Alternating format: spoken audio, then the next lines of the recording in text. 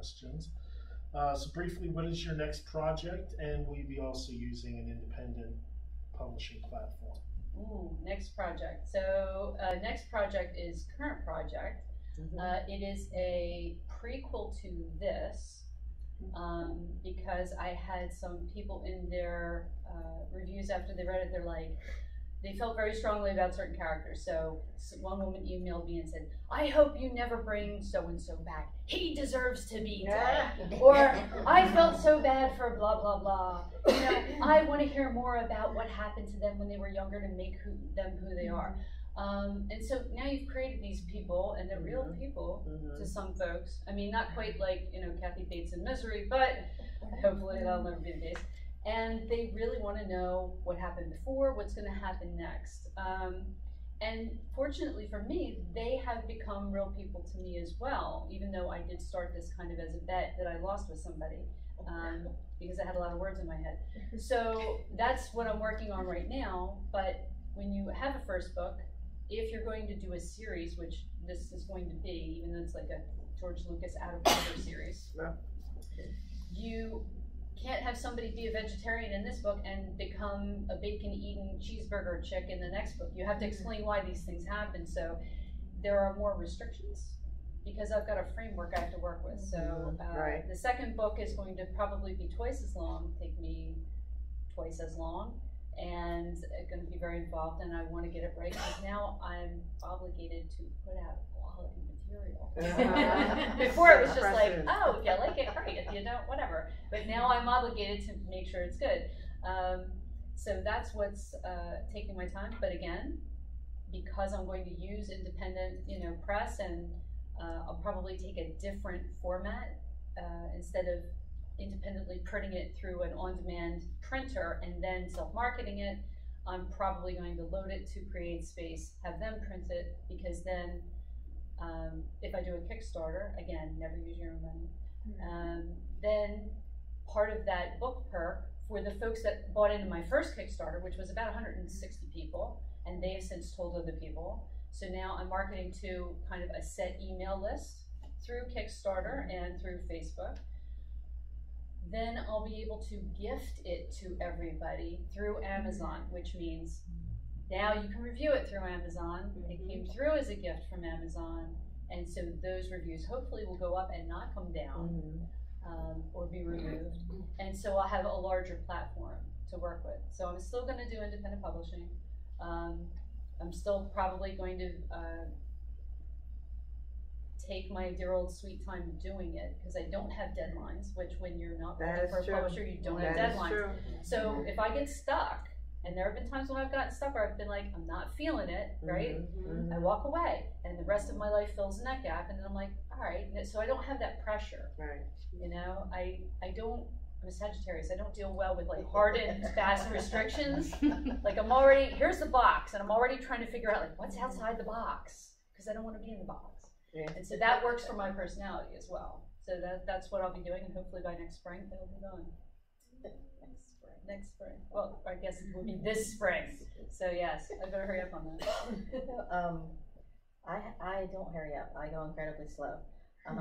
The trouble with that is you're not as good as what your last book was. You're only as good as what your next book is. My current work in progress is kind of up in the air. You know, it's a dark fantasy that's 400 pages. It's probably not something that I would self-publish just because I don't have the technical know-how. And to me, it's one of those big enough kind of materials. It's heavy epic where, it's like, well, do I Asian? Do I go with big publishers? So I don't even know where it's going to be published. And you have to do that kind of research. A lot of people, they initially looked at some of the material when you're at critique groups or, your other writers to show, and they say, well, this has a love triangle. It must be a romance. And I said, but it's not happy. It's not going to be a category romance publisher, so you have to go through, it's been, I don't know, 3 years now since my last fiction series, I think.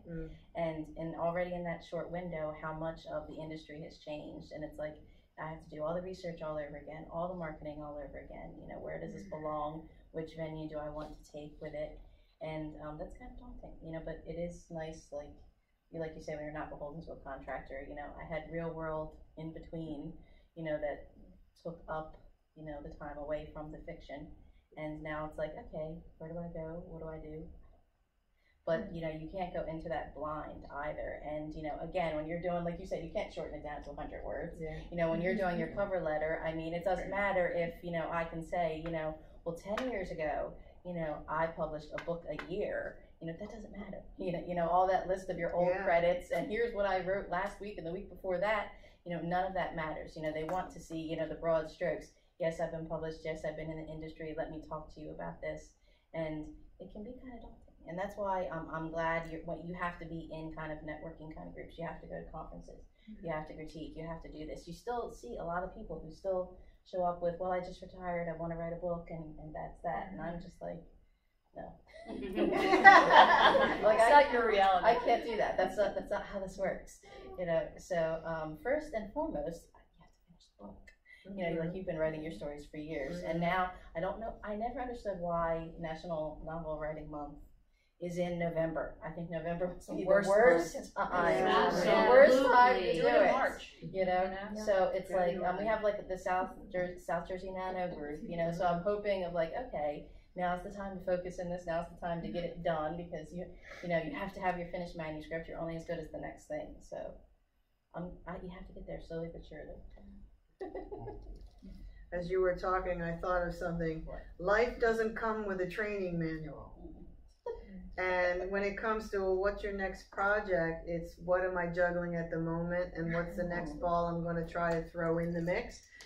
So obviously this is a trilogy and there's a book missing. So I am currently working to finish the third book, which is called Earthchild: The Awakening, which sort of ties up all the ends and leaves you with a very promising, hopefully, view of the future for our Earth.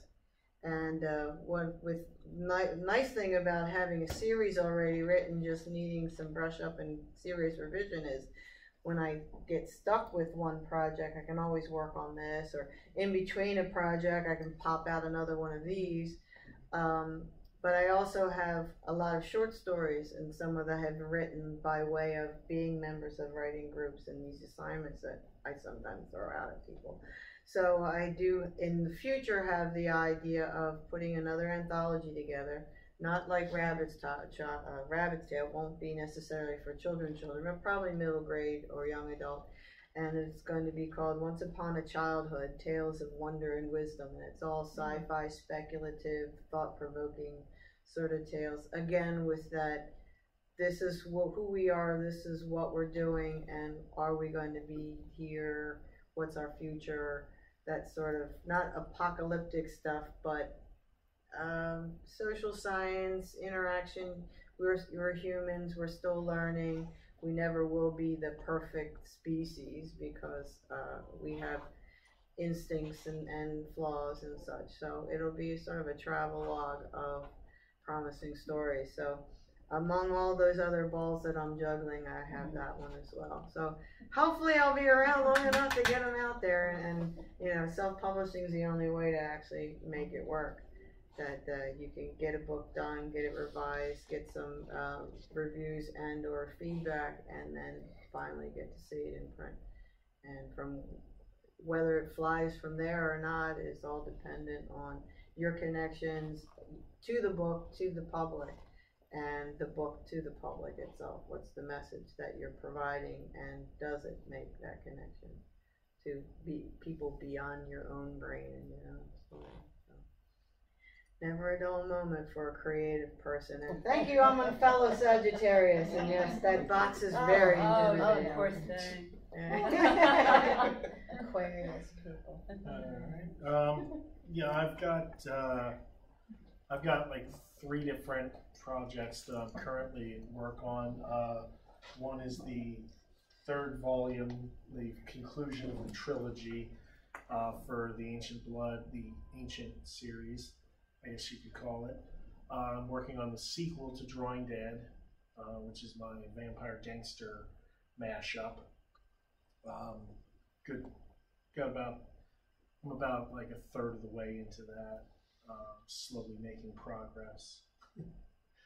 But yeah, and I have another book that I wrote years back that I want to revise and bring up to snuff, because it fits into the current world, but it introduces werewolves into my vampire peanut butter. So get the best of both. The people that have been wanting werewolves all this time, like them more, I can get them in, and it's got a really cool Native American element to it as well. So it's something I've really been excited about. It's just forever. All of these projects just seem to take forever for me. So that's that. That's what I'm working on. As far as, I'll definitely use the independent publishing. I mean, if Penguin or Putnam or somebody comes knocking on my door and says, we want to take, your books and publish them and, make you tons of money, sure. But other than that happening, pretty sure I'll be publishing them myself. All right, and the words of the indomitable David Tennant, wibbly wobbly, timey wimey. That the logical thing would have been to immediately after this to write the sequel to I Have Hermes, but right now I'm working on a book Marigold, which is a robot murder mystery entwined with a secret world pandemic, of humans having their DNA rewritten to plant DNA, and it's the major cover-up, and there's also werewolves in the mix,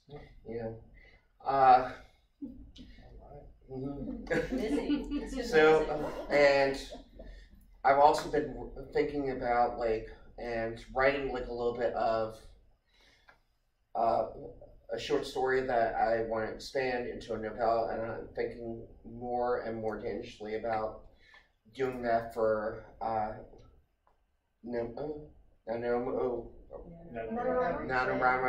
and just popping out 150 page book, or just so I can have something fresh out there before the end of 2018. And that book would be about, that book was actually a genesis from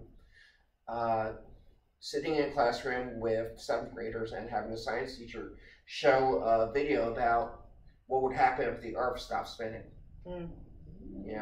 And I would love to expand that into an action adventure kind of world novel in 150, 200 pages. Well, the premise of my book is that Bette Davis gets a casting do-over from the great beyond, and she gets the chance to play Scarlett O'Hara in Gone with the Wind, which she turned down a chance to star in it as a package deal with Errol Flynn. And Warner Brothers wanted her to do that, but she wanted to star in it with Clark Gable, and that didn't work out, and she was obsessed for the rest of her life with all the success she had that she didn't get to play Scarlett. So on the eve of the opening of her museum in her hometown of Lowell, Massachusetts, where there's a film complex that she has funded with a replica Walk of Fame, she gets a do-over. She gets to play Scarlett O'Hara, and she scrambles 80 years of world history. Ronald Reagan does not become president. He wins 2 Oscars. Grace Kelly marries John F. Kennedy. Jackie Kennedy becomes a Martha Stewart high-level domestic goddess. Marilyn Monroe becomes I Love Lucy sitcom queen. Well, that's this one. So, wow. And then the poor curator of the museum has to put it all back together before the induction ceremony of the first superstar inductee into the Hall of Fame, who is now a nobody because history has changed 80 years down the line. So that's the premise of this book, and I am toying with the idea of doing a sequel where the same thing happens and history shoots off in a different direction because Katharine Hepburn gets the same do-over. And I would call that one, Guess Who's Coming to Grauman's? Yes. Well done. Well, in the meantime, and this is one of the luxuries, now I have written to deadline all of my professional life, that I get to detour anywhere I want. So my writers group, I moderate a writers group in Princeton, and they said this needs to be a play and probably a screenplay. So I said, well, I don't really know how to write plays. I better teach myself. And Brian teaches screenwriting. Oh, really? He has a I workshop. started off writing screenplays. That's good. We'll talk. So I started writing short plays to kind of warm myself up, and in the process started getting them produced. I have one being produced as part of a festival in Spring Lake next week. So I may do a book of short plays and then move on to the full-length version of this first. In the meantime, I'm also writing a cozy mystery about a father and daughter who run a cop bar at the Jersey Shore. I'm from Manasquan, so this is set in Monmouth County, and I'm hoping to grow that into a series. And I'm working on a book with my bandmates about a middle-aged bunch of rock and rollers who find each other and get together a middle-aged band. It's called Give It Up for the Geezers. So, I also have a young adult novel that's completed that I'm trying to sell. So I don't know which is going to come first. Right. But I think when I get my, which I think I'm going to do, when I get my self-published print-on-demand print version of this, I may see where that goes, and I may take some of these in the print-on-demand route. You know, I'm going to have to kind of check that out. One thing I know is that Pat Conroy started out as a self-published author. So did Tom Clancy. Yeah. Actually got published by a very small naval press. So you never know. You never know. The Martian started out as an online blog that he put up for free. Andy Weir. Yeah. All right, so